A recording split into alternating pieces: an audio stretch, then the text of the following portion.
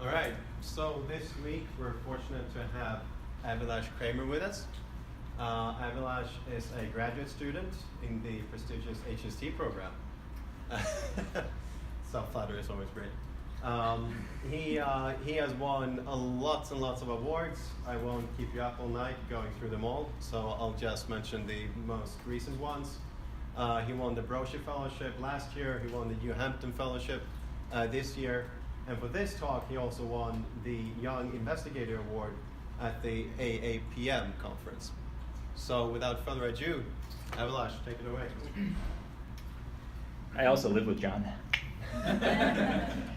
My name's Avilash. I'm a doctoral candidate at HST. Today I'll be talking about how to create photocathode-driven X-ray sources and how these sources can be used as part of a non-rotating CT system. This project is a collaboration with my colleagues at MIT, Harvard Medical School, MGH Radiology, and NASA's Goddard Space Flight Center. I was supported by these programs, and I don't have any conflicts of interest.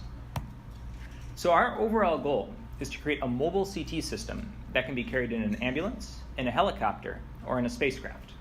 This will require innovation in X-ray tube design, in the system engineering of tomography devices, and in signal acquisition and processing. I'll be focusing on the first two in today's talk. So in particular, we want to replace the spinning gantry in conventional CT with a distributed array of miniature pulsable sources. And for reasons that I'll get into shortly, this will involve inventing a new type of X-ray tube. But we work at a hospital, ostensibly, so I want to start by considering three hypothetical cases. First, an older woman presenting with an asymmetric facial droop. The catch here is that she is in Tuba City, Arizona, on the border of the Navajo and Hopi reservations. I've been there. I actually took these pictures. And I can tell you, it is a long drive to a major trauma center. So if our patient has a stroke, it will be hours and hours before anyone can tell if the stroke is hemorrhagic or ischemic. It does not matter who this woman is. She could be the wealthiest person in the country. Even by helicopter, her transport time to a CT system is going to be measured in hours. So here's another example to ponder. I haven't been on an aircraft carrier, but last year when I was 24, I had exactly these symptoms, a textbook presentation of appendicitis. And the first thing they did to me at MGH was to take a CT scan. So despite being staffed by a team of physicians and dozens of corpsmen and surgical technicians, aircraft carriers do not carry CT scanners because of their size and also because of the angular momentum that they produce. So even though a sailor could have the own surgery on his own ship in a heartbeat, he still has to be flown to land to get the imaging done. And finally, right now, the only medical imaging technique in space is ultrasound, which can't penetrate the skull. Big spinning objects are annoying when you're at sea, but they would be catastrophic in space. So while our astronaut can take solace in the fact that he will almost certainly be at a major hospital sooner than the poor woman on the res, it only takes like 3 hours to get home from low Earth airport. It sure would be nice to find out if he has a brain bleed or just kind of rung his bell before a $500 million emergency evacuation is triggered. And for extended space voyages, if we want to go to Mars, for instance, this becomes a necessity. So we see that in civilian, military, and space medicine alike, there are fundamental technical barriers that are keeping the CT system from patients. So here's a picture of the standard CT system that we all know and love. This is actually a defunct scanner that used to be in our lab upstairs, which is over there.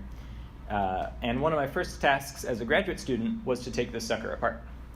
Conventional CT systems mount a microwave to refrigerator-sized X-ray source on a helical spinning gantry.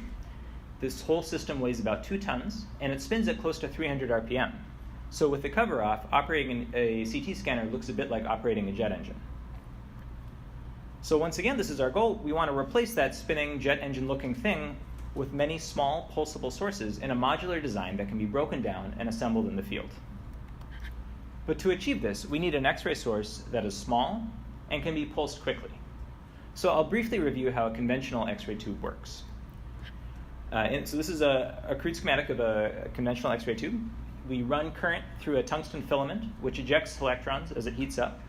These electrons are then accelerated by high voltage, 120 to 150 kV, to a tungsten anode, or molybdenum or rhodium, depending on the application. This is a very reliable, mature technology. It's been around since 1896, but it's limited in how quickly it can be pulsed by the thermal mass of the filament, which needs time to heat up, and to cool down.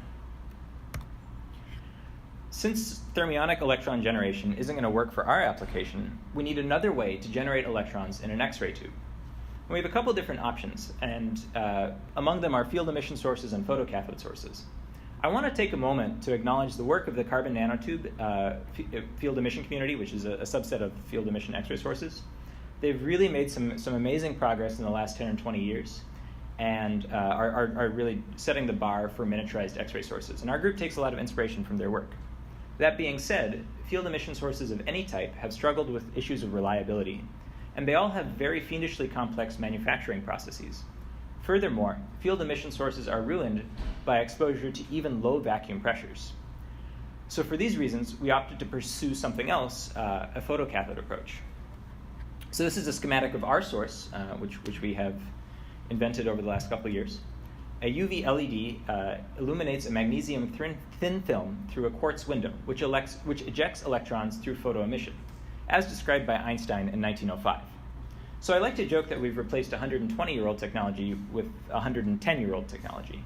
But in all seriousness, this was made possible by advances in photonics, especially UV photonics, in the last decade. So the electrons that are ejected from the magnesium thin film are then amplified by a glass channeltron type electron multiplier, which multiplies the input electrons by a factor of up to 10 to the 8th. These multiplied electrons are then accelerated through a high voltage, and in our prototype we only go up to 40 kV, although we're changing that, towards a tungsten anode. The impact of the electrons on the tungsten anode produces X-rays through the Bremsstrahlung process, just as in a conventional source.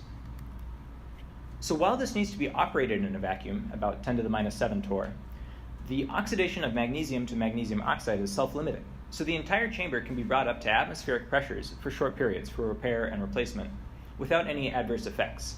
And this is a major advantage over any miniaturized X-ray source that exists today, and especially over the field emission sources. So having come up with this source, we then built a tomosynthesis module, so a limited angle tomography module. So we have 7 of these sources installed in a 17.5 degree arc. And that's a picture of it with the output of the electron multipliers highlighted. And each source can be digitally controlled by turning on and off the UV LED that illuminates the input of the electron multiplier. And so here's our completed module. There's a beryllium window in front. The quartz windows are on top, and those are where the UV LEDs sit. And the vacuum and high voltage connections are in the back. So here's a picture of our lab, and if you guys want a tour, it's upstairs, 2nd floor, 2406. This is the X-ray source with the LEDs mounted in the frame that we've built. Here's the flat panel detector that we use to record all of our images. In the back is the turbo pump that we use to maintain a pressure about 10 to the minus 7 torr within the module. And then that's a swine lung, a pig lung that we have been doing a lot of our imaging on. And in that crate in the back are the high voltage controls. And we built pretty much all of this from scratch, with the exception of some of the precision machining which was done at the Goddard Space Flight Center. So this is what the raw images look like coming off of that flat panel detector. The flickering is due to variability in the multipliers themselves. So each multiplier will have a slightly different amplification effect. We control for that by adjusting the duty cycle of the illumination on the electron multipliers, and also through post-processing. So with a little post-processing, these are our results. You get, on the left, figure A is that same lung with a catheter inserted, and then the other 2 pictures show a reconstruction that we've done that we simulated by rotating the pig lung in front of the 7 sources. So you turn each source on one after the other, rotate it 17.5 degrees, turn each source on one after the other.